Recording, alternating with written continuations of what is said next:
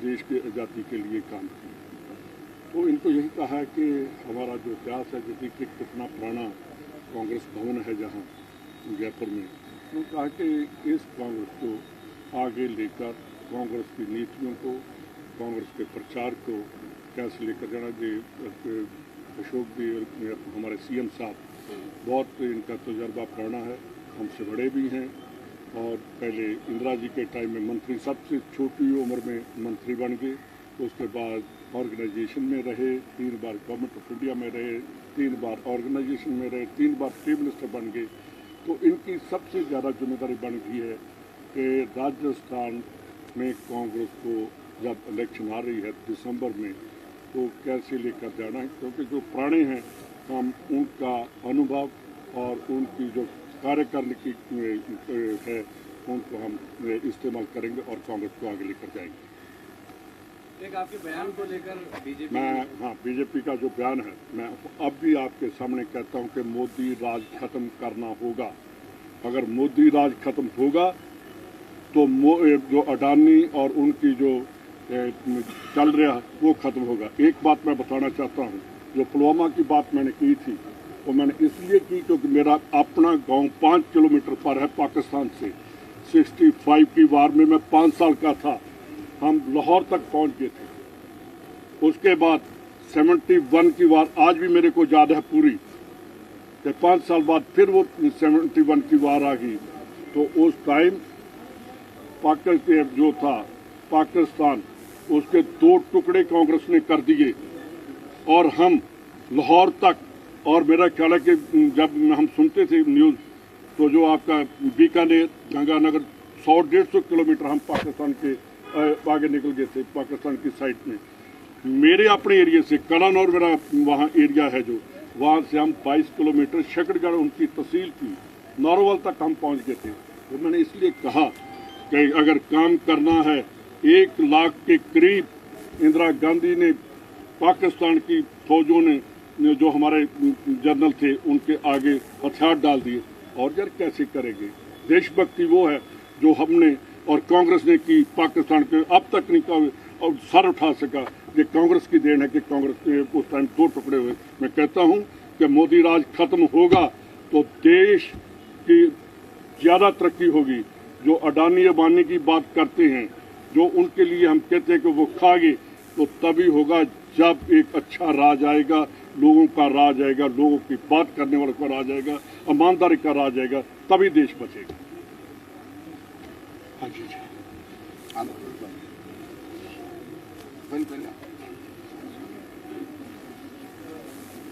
आज हमने प्रभारी जी और माननीय मुख्यमंत्री जी के सामने जो हमारे नवनियुक्त जो ब्लॉक अध्यक्ष हैं, जिला अध्यक्ष हैं, जिन हमारे जो बोर्ड कॉरपोरेशन के अध्यक्ष और उपाध्यक्षों को जो हाथ से हाथ जोड़ो कार्यक्रम की जो जिम्मेदारी दे रखी थी, उसकी समीक्षा की गई है। जो नए ब्लॉक अध्यक्ष बने हैं उनको कार्यकारिणी की हिदायत दी गई है और जल्दी से जल्दी कार्यकारिणी बने।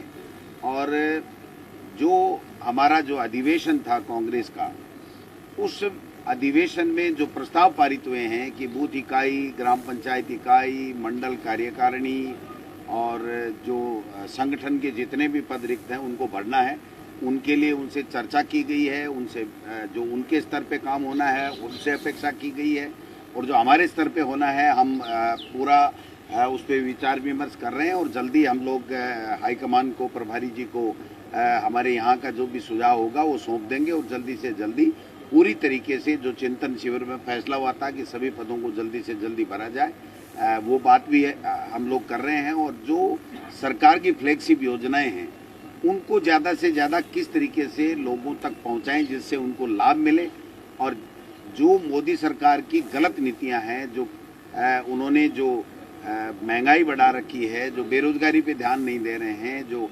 अडानी घोटाला जो हुआ है, ये सब चीज़ें हम गांव के लोगों को जब बताएंगे और गांव में बूथ बूथ में हर घर के ऊपर जाकर के हम बताएंगे, जिससे जो केंद्र का कुशासन है उसका खात्मा हो। और हमारी जो लोकप्रिय सरकार है जिसने बहुत अच्छा बजट दिया, अच्छी फ्लैगशिप योजनाएं हैं, किसानों के लिए हैं, बेरोजगारों को रोजगार देने का, नौकरियां देने का ऐतिहासिक काम किया है।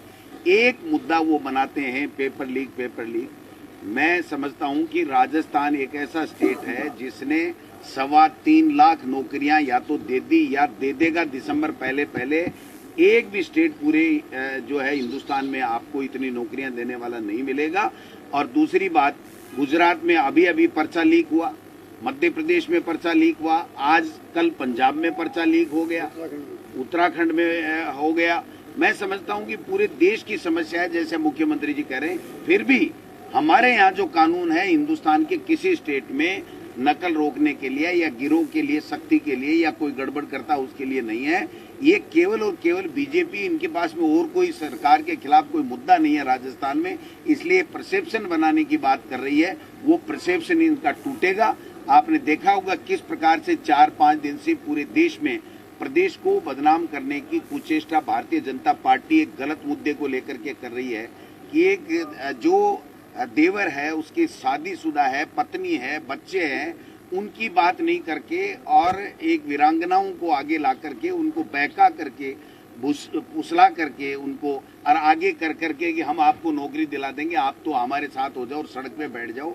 मैं उन शहीद परिवार से निवेदन करना चाहता हूं, उनका हम सम्मान करते हैं कि उनकी कोई भी समस्या है जो वाजिब होने वाली है, कोई पैकेज में कोई दिक्कत है या और कोई जो आप समाधान चाहते हो या कोई सहायता सरकार से चाहते हो तो आप आइए। मुख्यमंत्री जी तैयार हैं, हम सब तैयार हैं। शहीदों का सम्मान हमारी पहली प्राथमिकता है। लेकिन ये इस तरीके के प्रोपोगंडे ला करके, इस तरीके के जो मुद्दे बेवजह बना करके एक परसेप्शन खराब करना चाहते हैं सरकार का और गुड गवर्नेंस का, वो हम लोग नहीं होने देंगे। हमने आज संकल्प लिया है, ऊपर सब कांग्रेस के तमाम जो संगठन के लोग हैं उन्होंने, कि हम गांव-गांव, ढाणी-ढाणी जाएंगे, हमारी सरकार की अच्छी योजनाओं को बताएंगे, केंद्र सरकार की विफलताओं को बताएंगे। और ये जो भारतीय जनता पार्टी के लोग जो टुकड़ों में बटे हुए हैं और प्रतिपक्ष की भूमिका नहीं निभा रहे हैं, 25 में से 25 सांसद फूटी कोड़ी के अंदर से ला नहीं रहे हैं, ERCP हमको दे नहीं रहे हैं जो हमारा अधिकार है, इन सब बातों को लेकर के हम गांव-गांव ढाणी जा करके और जो है वो 2023 में पुनः सरकार बनाएंगे और 2024 में मोदी का सुपड़ा साफ करेंगे। सारी बातें आपको हमारे प्रभारी जी ने और अध्यक्ष जी ने कही है। राहुल गांधी जी ने यात्रा की थी, हम देखकर राजस्थान के अंदर भी विश्व रूप में लोगों ने उनका आशीर्वाद दिया, दुआएं दी, वो बेमिसाल थी। पूरे देश के अंदर ये माहौल था। मुद्दे क्या थे? महंगाई का था, बेरोजगारी का था, और देश में जो हिंसा है, तनाव है, वो भी मुद्दा था। प्रेम, मोहब्बत, भाईचारा होना चाहिए और अमीर गरीबी खाई नहीं पड़नी चाहिए, तो मुद्दे थे। ये मुद्दे उन्होंने लंदन में कहे हैं जाकर के वहाँ पर। अब ये राहुल गांधी की पर्सनैलिटी से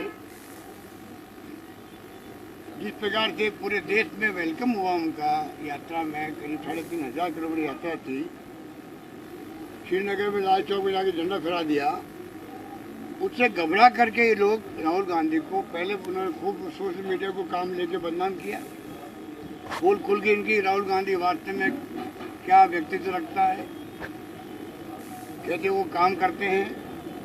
अब जब लंदन वो गए हैं और जिस प्रकार वहाँ लंदन में अपनी बात को रखा है, कैम्ब्रिज में भी और अन्य जगहों पर, उसे घबरा करके इन्होंने एक अभियान चला रखा है कि देश के हिसाब में उन्होंने जो कमेंट किए वो देश हित में नहीं है। मैं पूछना चाहूँगा कौन सा कमेंट उनका देश हित में नहीं है? आज को सोशल मीडिया है, मोबाइल फ़ोन है, इंटरनेट सेवाएं हैं। यहाँ मैं बोल रहा हूँ तो अमेरिका में सुन रहा, कोई सुनना चाहे तो इंग्लैंड में सुन सकते हैं। कौन सा मुद्दा जो राहुल गांधी ने यहाँ नहीं उठाया हो और वहाँ उठा दिया हो, बता दीजिए मेरे को। इस रूप में घबरा करके एनडीए गवर्नमेंट, मोदी जी खुद, उनके सिपा सलाहकार और राजनाथ सिंह जी बुलवा दिया हाउस के अंदर, पार्लियामेंट के अंदर, राहुल गांधी को माफ़ी मांगनी चाहिए।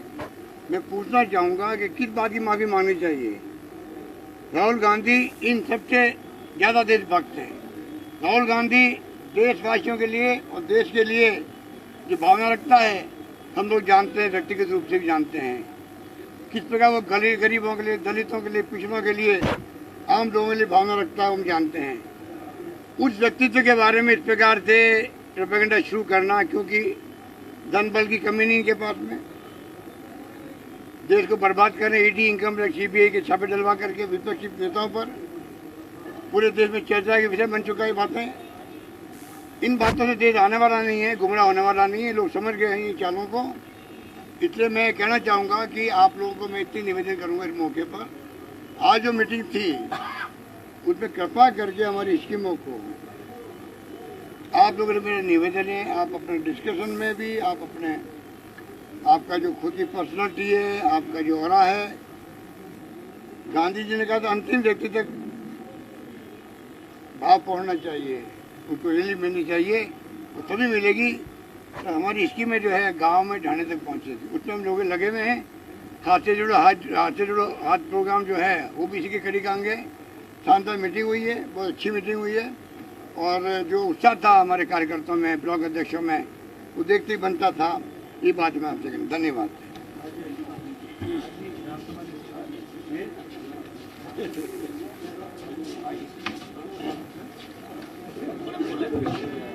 क्या पकड़ो